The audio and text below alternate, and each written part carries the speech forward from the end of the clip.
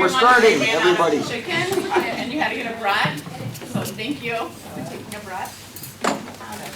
Robert Nowak is going to be starting the program now. So again, thank you all for coming. It's going to start. All right, thanks. I don't know, do I have to do a mic check here or something? Good? Sweet. So no, you didn't all come to hear the fun topic of conversation that I'm going to talk about, rather the free food, but regardless, you're here, so it doesn't really matter to me. This is some really good information, though. I think as I became in the role, and I've been here 8 years, so I'll tell a little bit about myself. I didn't know some of these things, and meeting with some of you as you're taking your children through some of this process, I think we found that you didn't know some of these things. And so as we were talking, I was talking with Sandy and Kim and Hillary and saying, you know, what's the best way to get this out to everyone? So that's what we're going to talk about. We're going to talk a little bit about our tuition waiver policy and as it applies to employees, spouses, and dependents here at Concordia. We'll talk a little bit about the different tuition exchange programs that we have. And then a couple questions came through about loan forgiveness, and we'll touch on that briefly at the end as well. So before we get started, I've been with Concordia about 8 years. Actually, I think a little bit over 8 years. I started off in the enrollment realm. I kind of lived there for a number of years, and then this past year jumped into the director of financial aid. I'd always worked with financial aid. Obviously, enrollment and financial aid were kind of married at the hip. So got a taste of it. Worked a lot with Steve Taylor, and taught me a lot, and I jumped into that role about a year ago. So that's where I'm at. So that's kind of my depth and perspective. I have 3 boys who are not college age yet, but believe me, this stuff is very much on my mind now, as it should be if you have children. So before we kind of get started, how many of you have students or children that are in high school? How many of you have students that are utilizing a Concordia tuition exchange benefit program, whether here or anywhere else? Okay. How many of you are utilizing a Concordia benefit for either yourself or a spouse here at this institution? Okay. All right, so let's just dive in. So when I get to the tuition exchange program for your children, I'm sure that's probably going to resonate a little bit better. Do you guys need me to stand? I'm a mover. Do you need me to stand within a certain area? I'm good? Okay. All right, so there's always going to be disclaimers. I'm going to tell you this from the get-go. We've had a number of changes in our policy. And this is a university policy as we've kind of go forward. And so there have been a number of changes as we've grown as an institution, as we've added different learning opportunities. 2 of those that stick right out. In 2003, and we'll touch on these, we made a change from when we were at 100% tuition waiver to now we're at 75% tuition waiver. Okay, there's some intricacies in there and what that means and what that looks like, and we'll kind of touch on those. Everything that I'm going to articulate today to you is in our HR policy, or it's on our HR web form portal. So everything it's not going to be new, but it's going to be in a way that I'm trying to give it to you in a digestible format. The second part is we've grown as an institution, and we've been able to bring to the forefront some online learning options. Well, when we rolled out the online learning options, the percentage of discount changed, and it's actually 50% off of your online classes. So there's some intricacies that you're going to see in the different tuition waivers as we go through. So I'm not going to read slides. I'm not a slide reader. I'll just kind of give you the cliff notes. Ultimately, many of the tuition waiver that we have here at this institution are primarily for full-time spouses and our full-time employees, and then their spouses and dependents. And we'll kind of define what a dependent student is, because that's also a little bit of a misconception as well. Important, the last thing that I just want you to take away from here is this waiver is a guarantee of basically your gift aid. It's not a stackable. So let's say that I'll give you an example. I have a really gifted young child, and my child comes on and they receive an academic scholarship and maybe some additional grant that our family needs. That doesn't mean that you get 100% on top of that. Okay, so I think that goes without saying, but it's one of those things that as you kind of build on and you're kind of going through your mind and weighing the different options that you have for your family, it's something that you want to be cognizant of. So I'm going to breeze through the first couple because I think given the hands that I saw, I think most of us are interested more in the construct of what it means to our children, our dependents, our spouses. And much of this is fairly outlined in the policy as well. But what does it mean to be having a Concordia employee waiver? That means you have up to 12 credits per semester. Your supervisor does have to approve it. So if I were to receive the form that was not signed by your supervisor, that would either be sent back to you or back to your supervisor before you can gain approval. Then this is where the breakout is, and depending on when your employment date is will depend on what your actual specific discount is. As employees, day one, if you started after November 5th, 2003, you're receiving 75%. Okay, if you started prior to that day, you are receiving 100%. We'll go into the dependent and the spouse category in a second and what that means for them. But as an employee, those are the benefits that you receive on day one. A couple of things that we do require in order to complete that tuition waiver and apply that to your account is we do need a tuition waiver form, which again is found within the portal.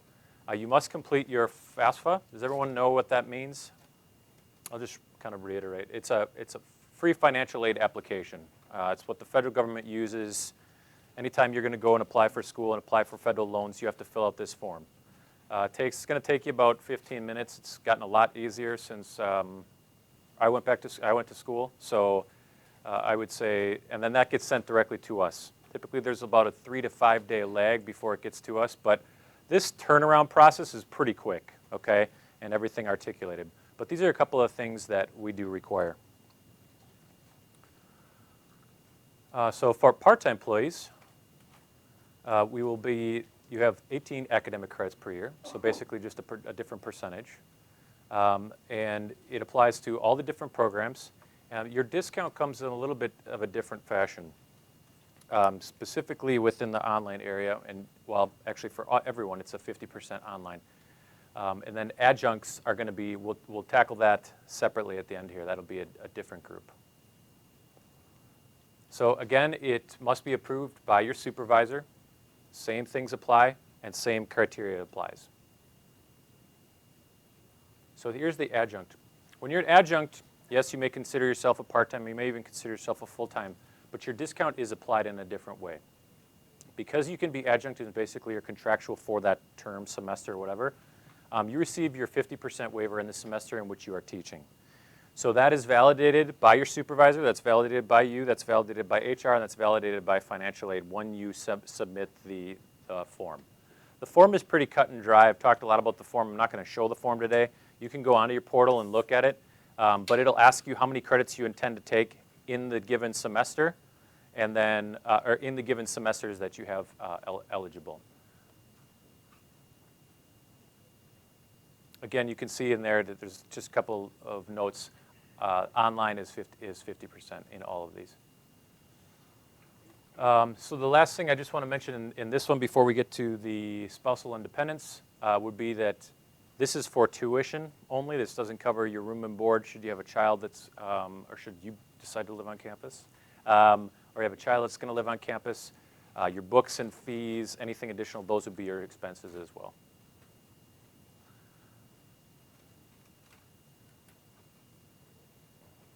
Okay, spouse and dependent waiver. So this is where the tier system kind of takes fold.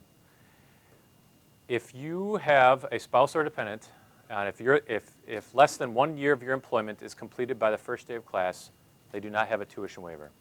After you've completed that first year, okay, is when you actually, you can't hear me? After you complete the first year of class, or first year of employment, is when your dependents or spouse actually are able to take advantage of the tuition waiver for the family.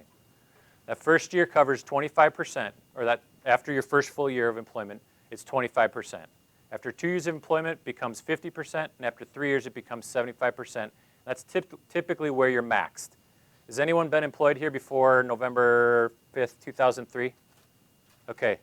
And for those of you that I think you all know about the difference in what that is, but that's where your eligibility for your dependents would actually go up to 100%.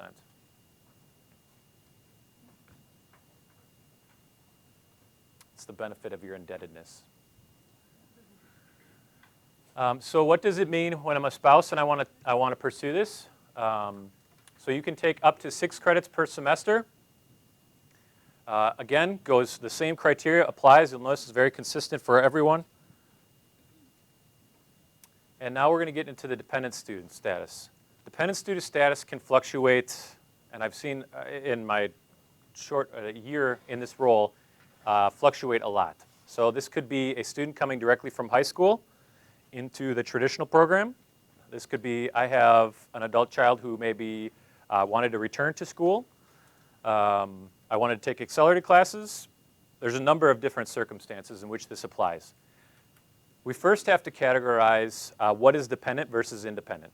Just because you claim them or they receive your health benefits doesn't necessarily make them as a dependent in the eyes of federal student aid. What classifies you as a dependent student in federal student aid is that they must be under the age of 24, okay, or not have completed a graduate degree. So therefore, your son or daughter, who may be a quick graduate and they graduate and they're 22 years old and they want to go on to the graduate program taking OT, they're not going to get the benefit. They have become separated from you, whether you still pay for them or not. They have been separated from you from a federal student status. Those are guidelines that are determined by FAFSA regulations. If you were to go on to fafsa.gov, all those regulations are stated there. There's about 10 regulations. I just gave you the skinny on the 2 most important ones and the ones that we're really looking for. Those are the things that are going to help you to determine, are they eligible for the discount? In most cases, it's not going to be an issue. They're underage of 24. They are, in fact, attending an undergraduate program. We don't care if it's accelerated or traditional, okay? They do receive a benefit because the benefit is a percentage. They do receive a percentage of the tuition from that context. So even though the accelerated program is less expensive for them to pursue in that fashion, the percentage that they're receiving is going to be based off of that. Does that make sense? Okay. Again, and then these, not that they're not important, but I have to emphasize the timing of these. I'm sorry, just this one right here. If you have a traditional student, you want to get your FAFSA in probably as quickly as possible. Traditional students and the way that they're packaged is very much and we're driven by a lot of different schools. So the second the applications opens up, in which for the first time ever, the federal government has moved up the timeline to be October 1st, which is up 3 months. All the schools are starting to package students at that point. So for a traditional student, if you are comparing Concordia to see if your benefit is good enough versus another school, A, B school, three schools, you're going to want to get your FAFSA in early because you qualify for different grants and scholarships. At Concordia, it becomes a moot point because your benefit basically covers that, but at other institutions, it doesn't, okay? And you want to be comparing apples to apples as quickly as possible. So do any of you have juniors right now? Okay, so for your juniors, you're going to want to start applying on October 1 for financial aid. That's 3 months earlier than it typically has been. It's always been January 1st for the end of time. And my first year as the financial aid director, they said, yeah, let's change it. So that was enjoyable. October 1st of their junior year or October 1st of their senior year? October 1st of their senior year. So that's why if you have any juniors right now, yeah. Do you guys they all in school? Probably, I guess. Yeah. So they're in their senior, yes. All right, so let's, yep. If they're applying right after October 1st, would they also fill out the FAFSA right then? If they're applying for? Like if they're applying to school for October 1st. Oh yeah, absolutely. Do the FAFSA based on your current taxes, or do you need to wait on the FAFSA until you have the next year? We'll actually go into that, but you're going to use 2015 taxes. So if any of the folks that have juniors going to be seniors this next year, you're going to be applying on October 1st using 2015 taxes. So it's a little bit weird in how their transition year is right now, and the federal government's looking at, but they're using, in essence, 2015 taxes. So a couple of things that, regardless of which tuition or who's using the tuition waiver, a couple of things that it does not cover would be the global education grant. That would be like a lot of your study abroad stuff. Independent study classes, so I'm just interested in taking Spanish. Well, maybe not. Continuing education, we have a couple of, and these are far and few between. We used to have a number of continuing education courses that were offered in a setting that were just to kind of keep you up and running. Sarah, you probably mentioned, remember any of those? Yeah? Yeah, we don't have any. We don't have any of those anymore? It's starting up As a new thing? Yeah. Yeah. So, and what those might be, though, is an example of they're already discounted. I think we have a very few couple in education where they're offered at a significantly less cost, and they're to help teachers maybe renew their licensure. Thank you. So there aren't too many of those, but that is one of our growth models too. So that's going to be kept into the mix. All right. So now let's talk about the tuition exchange program. Well, let me first ask this: do any of you have any questions about our actual tuition waiver policy as it pertains to Concordia? Before I get into the 4 different tuition exchange programs. Okay. So, yep. For the spouse, will the spouse take graduate courses as well as undergraduate courses, or is there a limitation? The spouse can, yes, can. Up to 6 credits. Mm-hmm. Does the spouse have to be degree seeking? Yes.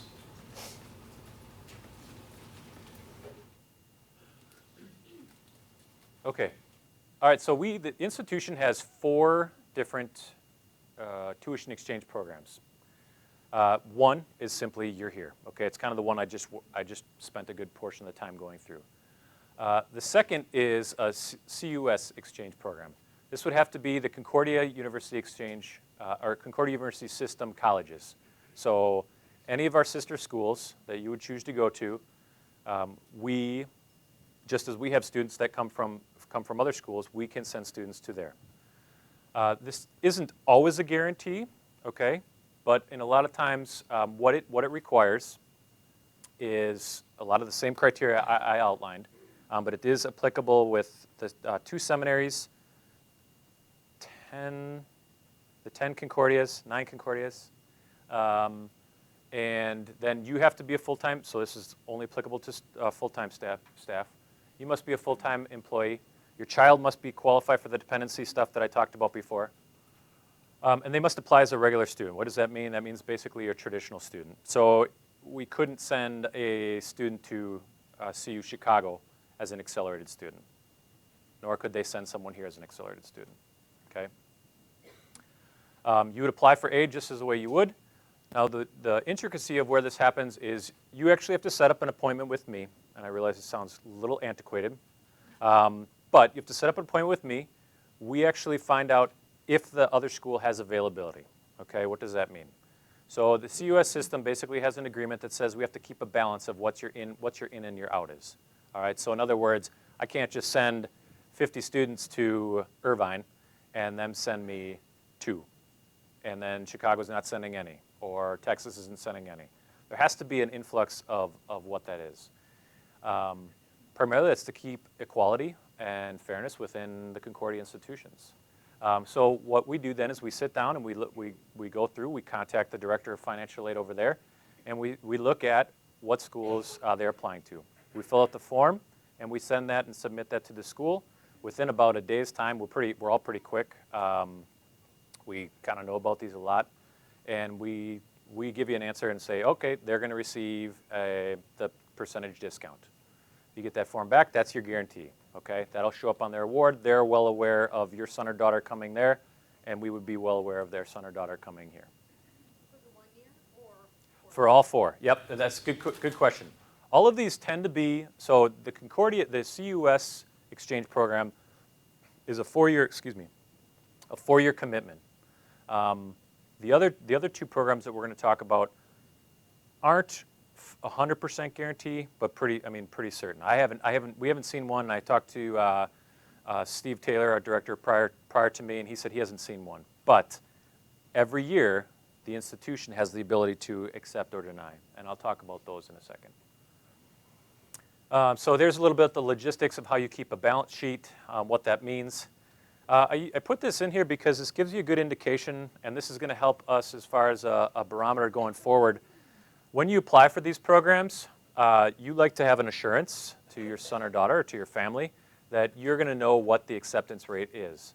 All right, this is not acceptance to the institution, that's acceptance for the tuition exchange program. So let's say that little Jimmy goes on and applies at CU Irvine, gets accepted to the institution. We fill this out, we submit the paperwork. We have about an 80 to 90% chance that they're going to come back and say, yes, we will give you the tuition waiver for that. It's a pretty high chance, okay? There's only a couple that probably get denied every year, and usually those are the folks that are lagging on the back end of the timeline. So being proactive on the timeline to the beginning of the year is to your advantage. So how does that differ from? So important. How does that differ from the other programs? So we have another program called the Tuition Exchange. The Tuition Exchange is an immensely beneficial benefit to Concordia. It's one that probably goes, I think it is utilized, but goes unnoticed. Part of the reason that is because it's through a consortium of probably about 240, I think it is, different schools. We, again, you have to come meet with me. We have to sit down, we have to fill out the application process, which is online. We go through and we add some of your specific students' criteria into the application process, and then we basically send out or export their information to the other school. The other school then has the ability to accept or deny. How they choose to accept or deny is up to them, okay? How Concordia chooses to accept and deny is basically, ours is kind of a priority, and then we also look for programs that maybe necessarily aren't filled, okay? So let's say that we're busting at the capacity of chemistry. I'm gonna pick on Dr. Bickler here. And we say simply, okay, we don't have the capacity because we're already +5 on this category, okay? We haven't gotten to the point where we actually look at nor do we get on the financial side, do we get the scores and everything, but it wouldn't be that hard for me to pick up the phone and call admissions and say, has this student applied? Has this student been accepted? What are their scores? What are their metrics? Okay, we haven't done that. The only checks and balances we have is we must have an application, must have a financial aid application, and the student must be accepted to the institution. I'll tell you this, our acceptance rate right now, we're keeping a very tight balance sheet. We are exporting more than we're importing. That's not a good situation to be in, okay? Part of it is because this benefit is a little bit better. The benefit that a student receives, so again, let me take little Jimmy. Little Jimmy went and applied through the tuition exchange and applied to school X in Hawaii. That school accepted his tuition exchange. He was accepted to the school, he was accepted through the tuition exchange. Little Jimmy just got 100% tuition at the school in Hawaii. If all those sync, great benefit. Better than him actually being a student here at Concordia. Okay? That's part of the negotiation that all these 240-some schools have through the tuition exchange. The acceptance rate, though, of this program is far less. All right, to give you an example, so we're probably, for every 2 applications I send off, we're only receiving about 1 acceptance back. As our balance sheet, so part of the responsibility that we have to this program and to the institution is that we also have to keep a balance sheet. Right now, it hasn't been a problem where we can send out the number of students and hope to keep our balance sheet about equal. But right now, we're sitting at what's called a +7. That means we're sitting over. We've exported 7 more students than we've imported.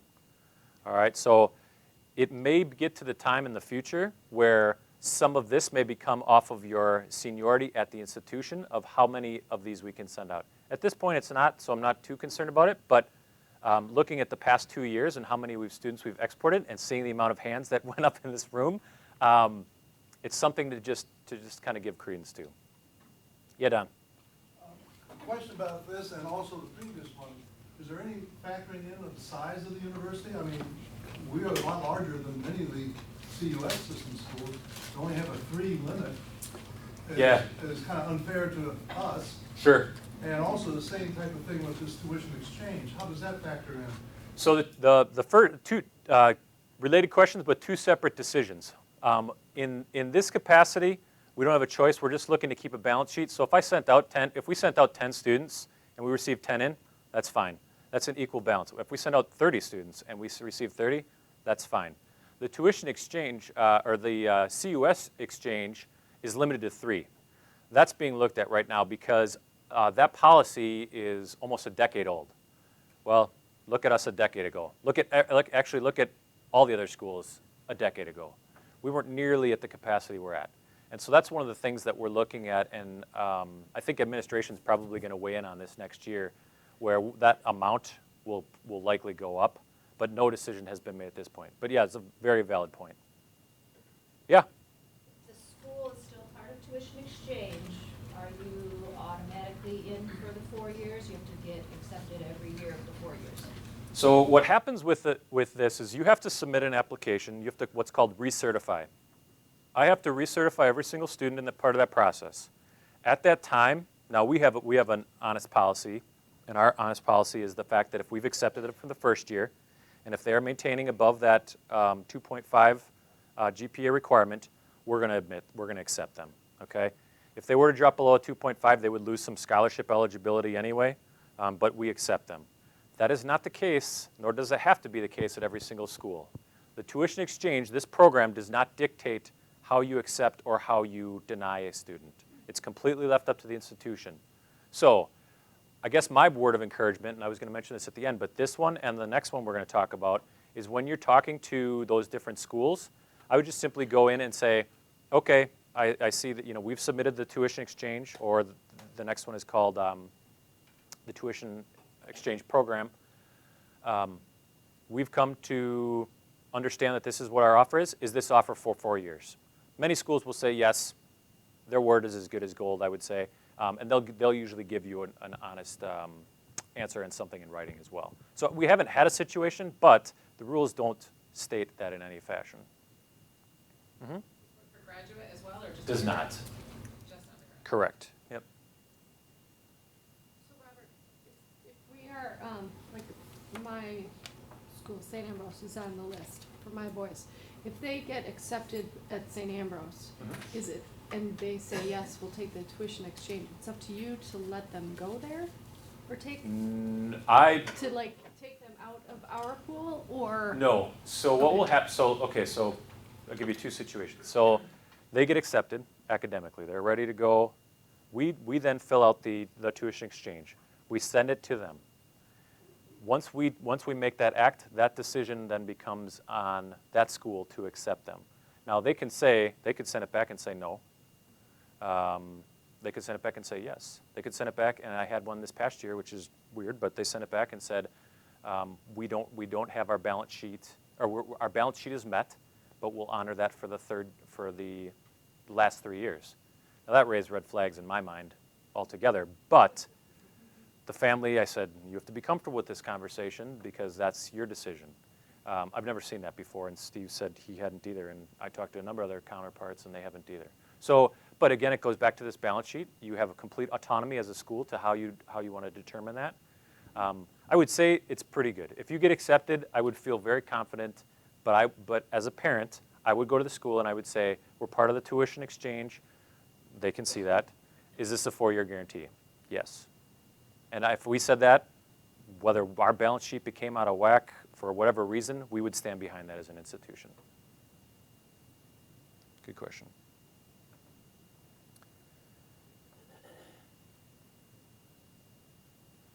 All right. So the last one is it's Council of Independent Colleges, the tuition exchange program. Again, fun. You get to meet with me. We sit down. We go through the application process. We then send this off. Typically, students that are going to be going through these programs and the schools that participate in this program are a little bit smaller schools. Not always, but this is a free service. We pay for the other service as an institution. Also, I guess it's maybe important to mention that any application we submit through either of these tuition exchange programs, the university absorbs a cost for your son or daughter of $75. So that application fee is absorbed by the institution. So if you come to me and you say, oh, I have 10 schools that they want to go to, I'm going to say, well, that's probably not going to happen. So let's narrow down your list, get it to about 2 or 3. That's a little bit more amicable. But the university is paying those funds, and the assumption is that there's some merit in the schools that you're looking at, and not just throwing a dart against the dartboard. So the tuition exchange program is run very similar. The difference is, as far as a little bit more of the balance, going back to Don's question, the balance sheet. We cannot import any more than 3 students. I mentioned before with the tuition exchange, I could get up to 30, as long as we're maintaining that equilibrium balance sheet. In the tuition exchange program, we cannot import more than 3 a year. So it's very limited. I will say that this fills up very fast.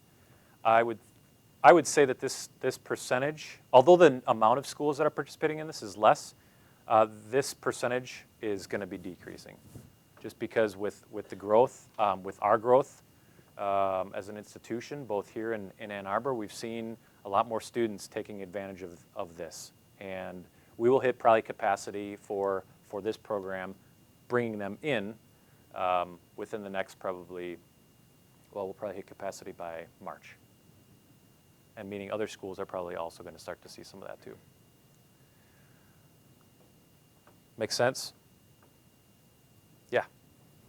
What are your determining factors, like GPA, Same as before. seniority? Same as with this one, with the 2 programs, the seniority. Yeah, as far as seniority is going to be the same.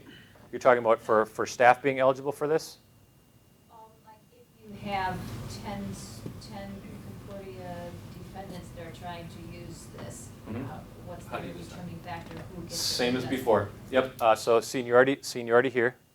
Just like if we were to go down the path with the tuition exchange, the things that are going to apply are going to be seniority, staff or faculty rank, and then beyond that, we haven't gotten beyond that yet. We haven't had to think about that at this point, but I can tell you that with the growth that has been experienced, it's going to be something that's going to have to be on our horizon. And we've already had some kind of discussions a little bit with HR and how do we articulate this when talking to new employees. It's not a benefit. It's not something I'm worried about now, but in a year to 2 years from now, it's something that I'm going to have to be thinking about so that we can implement in 3 years or so. Yeah, Don. 2 questions. One is that, since 2003, whatever the date was, and is that system the same for all CUS schools? No. Okay, and so therefore, what happens if you go to someplace else and they have a different system than us? Yeah. So that becomes very tricky because none of the Concordias have basically the same tuition waiver policy. So the rule of thumb, and written in policy by CUS, is that they accept the lesser of the grant. So, for example, let's say that you have 100%. Yeah, of course. Would you expect that any different? You have 100%, right? But Chicago has 80%. You send your son there, he's only going to get 80%. And also, just one other question, just for edification. Do we have to do this if somebody in Ann Arbor wants to come here or vice No. versa? We're one institution. Okay, Yeah. Talk about like the 75%, it's 75% of the tuition that of the school the student is attending? Yes. Not this university's tuition? Correct. Okay. Correct. Yep. And you said something in there, and I think that most people understand it, but in all of these programs and all of these discounts, the percentage used is only off of tuition, not off a full ticket. So what I mean by that is room, board, food, everything else.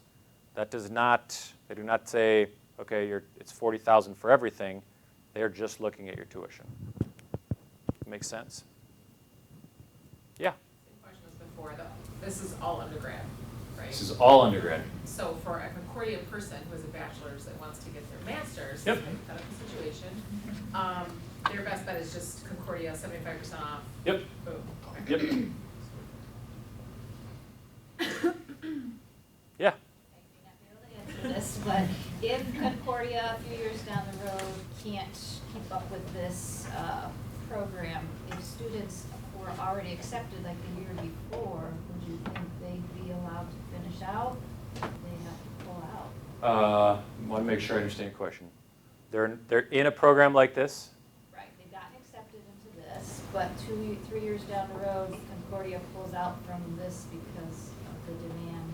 Will our students still be able to finish their last year under the program? Would they be grandfathered in as part of it? Be able to finish More, out? I mean, we're asking a lot of hypotheticals right now. I would say yes, okay? As an institution, if that were to happen to us and someone backed out of it, so say, what was the school that just closed? St. Catherine's. So let's say that St. Catherine's sent the student here, and they said that. As an institution, we would probably honor that student who came from St. Cat's. Okay. But that would be one of those things where, it's an institutional decision. Yeah, Ron, did you have a question? Yeah, so if a student receives 75% off, part of their award might include loans. They have the right to decline the loans and still get 75% off of what's left, right? That's Yes. not automatically counted or Correct. something. Yeah. With these programs, we're not necessarily having to send a student to one school and have a student from them. It's not come to correct. us, right? Not a It's one-to-one. just like 3 to the partner schools and 3 from partner schools. Yeah, think of this, I'm going to really minimize our being, but think of us as a giant melting pot, okay? And we're all part of this pot. I just need to have one come in and one go out, all right? I mean, that's in essence what it's that's how we keep a balance sheet. The CUS is a little bit more structured that way, and that's kind of why we have some of the limitations that we do, but that's what's a little bit nicer about the tuition exchange, the one prior to this that I talked about, is you have a larger pool to pull from.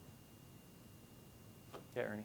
Where can you find a list of the schools that participate? Glad you brought that up. So all of the information that I'm sharing is going to be on your portal. It's going to be on your employee tab, and if you haven't moved your channels around, it's going to be on the far right, on the lower half of the far right column. And you're going to see all these 4 tuition exchange programs. You're going to find the different forms on there, and then the CIC TEP and the tuition exchange are all going to have a list. You click on that, click on the hyperlink, and that list will pull up all the different schools. I could have given you the long rambling website that they give, because it's not easy to find, and that's why we put it on the portal, so it is easy to find the forms and everything. But that's probably the easiest way to sift through what you're looking for. When you do go visit a school with your son or daughter, ask also. Ask if they're part of any of these programs. Say, I know that Concordia is part of 2 different programs that we have. Do you have any information on that? Because ultimately that director of financial aid is going to need to be involved with me in some capacity, and obviously involved with you, so that's a good question. Yeah, Katie? So should we have our student accepted before we even set up a meeting with you, or should we be meeting with you now? Like my Yeah. daughter's gonna be a senior this year, so. Great. I would say as far as submitting the applications, we can submit them. The application period will open for both of these actually prior to the FAFSA application deadline opening. When So- is the application to be accepted to the school open? Is So- that already open? That will be, are you talking about when she can apply to that school? And they, Because they have to do typically, that too, right? And right. that needs to be So, accepted. yeah, so for her, okay, because we've talked about her, she's going to probably likely apply in the beginning of September. Most schools don't open their application until August. Where's my admissions people? Are we opening in September? August? Okay, so we're opening August 1st. Most schools are on August 1st, sometimes September 1st. This tuition exchange, both of these, will open September 1st. And then financial aid application will open October 1st. So the sequence in which we do those in the beginning is irrelevant. Just know that you're not going to probably receive, you won't receive a tuition exchange acceptance until you've completed those other two. Does that make sense? Okay. It can get confusing. And Dr. Bickler and I met, and we just kind of talked. And I'm going to throw it out there as well. If any of you have a time where you know, just like, wow, this was overwhelming, this was good surface, but I have some really nitpicky questions, awesome. Bring it, you know, set up a time with me. We'll sit down, we'll go through it, we'll look at the best avenue for us. And that's probably the best means to go about and do that. So the last that's just more gobbledygook. The last thing I wanted to share, and this is just some of the stuff I reiterated when I was talking about resources, is there were a couple questions about loan forgiveness programs. By no means am I the expert on loan forgiveness programs. In fact, I just found out in December at being at the FSA conference, which is our Federal Student Aid Conference. It was a whole lot of fun. And I learned about all the different loan forgiveness programs that we have and that the federal government wants to create. The easiest way to find out about these is to go to a resource called fedloan.org. Okay? There are 6 total different programs, 4 of which actually probably are working and functioning well. I say that a little bit in jest, but I'm honestly serious. To this point, none of them have actually came to fruition. So the one that I'm going to talk about that all pertains to you being employees of a not-for-profit institution is NSLFP. I think I got that right. Basically, it's a for-profit loan forgiveness entity. So I have a loan. I fill out this form. Regardless of what your position is, if you are a groundskeeper, if you are a faculty, if you are, it doesn't matter. You are eligible for that because of the institution that you work for. There's a number of different other payment programs, plans that do need to know who you work for. They do need to know what you do. But the one that I'm going to talk about is pertinent to you because you can fill out it's a paper application. And I can, why don't I'll find out the link and I can send that to you and then we can put it on the portal. But you can put it out there. It doesn't go through our office at all. It's just simply a resource that I'm trying to really get out there. You may not always qualify, but what it does is because you work for a not-for-profit institution, you can submit your loans and your debt and what they know you owe. Okay, so how much money you've borrowed from the federal government. They then put you into this calculator that basically takes your debt and divides it up over 10 years. Now, they're no dummies. They're going to ask what your income is. They're going to ask how much you spend. Every year they're going to check your income. Every year they're going to check your taxes. And so your amount could fluctuate. They rolled this out in 2007, so the first people coming up would be in 2017. Of that first group, that entry group that filled it out in 2007, none of them will have any loan forgiven. So I'm not saying it's a bad thing because it helped them to manage and budget what your monthly payment is. But I'm saying if you're going to come out of it thinking, oh yeah, I'm just going to take loans, I'll live the great life, and all this loan is going to be forgiven, you might have a rude awakening. The federal government articulates all this on that fedloan.org site. The easiest way to find out which program you're eligible for is to put in your information. You can create an account. It takes about 5 minutes. Put in your information, and then it'll tell you the 6 different loan programs that you have eligible and what the payment structure looks like. It's pretty similar. If you've ever bought in a car, bought in a house, your amounts are going to fluctuate. You might pay high interest on one, or you might pay a lot of principal on one, but that's how that's how they're working it out. I'm not saying this to be, and I'm not sharing that to be skeptical that there's not anyone that hasn't come out. I'm just sharing this to be, sometimes everyone hears this and they're like, oh great, I can get $20,000 of loan forgiven. I don't know that that's the best mindset to go in with that at. So I'll put the form out there. I don't know too much, I mean, seriously, I don't know too much more than that as far as the context of how your payments are, what they look like, because that's all handled through the Federal Loan Service. Any questions? I've covered a lot in a very short time. Yeah, Ron. Well, you've just been talking about only deals with us as individuals, not dependents or anything. No, well, the beginning part was, I'm sorry, this part, the loan forgiveness is. oh, just loan us, forgiveness is just us, yep. not- If you have, well, there is one that's, and I don't know what it's called, but there is Parent Plus loans that can be considered part of a loan forgiveness. I don't know too much about it. They actually talked about it in December. That was one of these new things. But I don't know what the complexity of, I mean, but if you do have, I mean, your son, you're gonna need to think about this. You're doing it? Well, I've got a Parent Plus loan, Yeah. but I mean, I haven't gone through the forgiveness part of it. Yeah. Definitely not. Yeah. So again, they're gonna nitpick and they're gonna look at, 7 years left. yeah, yeah. They're gonna look at all those different things to see where, you know, what the payment is and, yeah. Yeah, When Katie? we meet with you, are our students supposed to be with us, or is that just? No, that's a good question. So a lot of times, I would say probably a half an hour to an hour is good enough for you and I to sit down.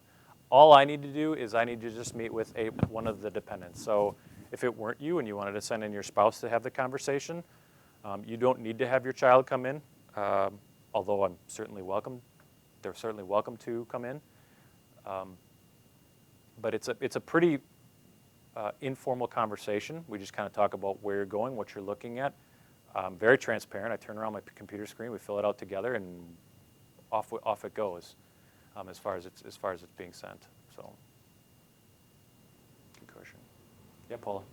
I'm not the benefited employee. My husband is. So can I still he won't do his benefits? Yeah. I mean, can I, since I'm not the one paying the benefits, but I am an employee? Yep. Okay. Yeah, it would go. It would. The benefits for any dependents would fly under him. Okay. But yeah, in your case, doesn't matter. Yeah, A spouse can be part-time and still get the benefit, is that right? spouse can be part-time. If a spouse is taking maybe 3 credits Mhm. per semester, that's still, They could take up to 6. yeah, so Mhm. either way is okay. Yep. Right. I'm sorry, maybe I missed this at the beginning.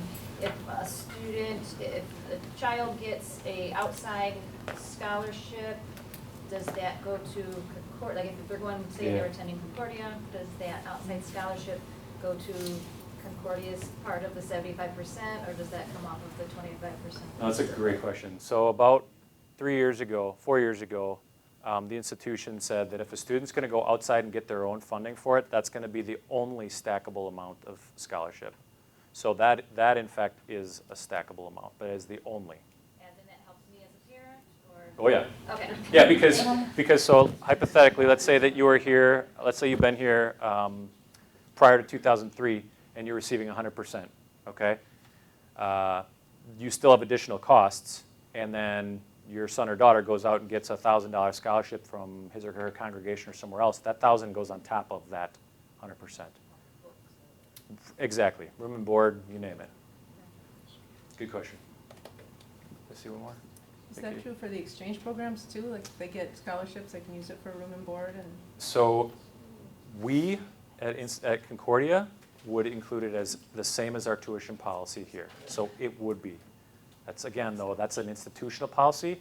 Most schools aren't necessarily going to have control of that though. And I'll tell you something about outside scholarships. So outside scholarships can come in at any time. I mean, up until we were just finished with school a couple of weeks ago, we still had outside scholarships being mailed into us. Well, at that point, we don't really know. I mean, that's after all the dues have been paid. Mom and dad have been making joyful response payments. You know, everything has been paid up to that point. So that, in essence, became on top of for some of those kids. So, but every institution has the ability to how they want to do that. It's not a defined rule for us. And do those scholarships get made out to Concordia if it's coming here, or to the student? And is there a better way? If the person who's donating the money wants a tax write-off, they must make it out to the institution. Yeah, I mean, I don't care. Money in is money in. And if they don't care, then making out to the student is probably better for the Sure, student. because it looks like cash. Mhm. But Andy will tell you differently. My wife's a CPA, I'm sure we'd have to make it income or something, I don't know. She'd wreck the whole thing. We already have too many witnesses, why are we having this conversation? All right, any other questions? Excellent. Thanks. Mhm.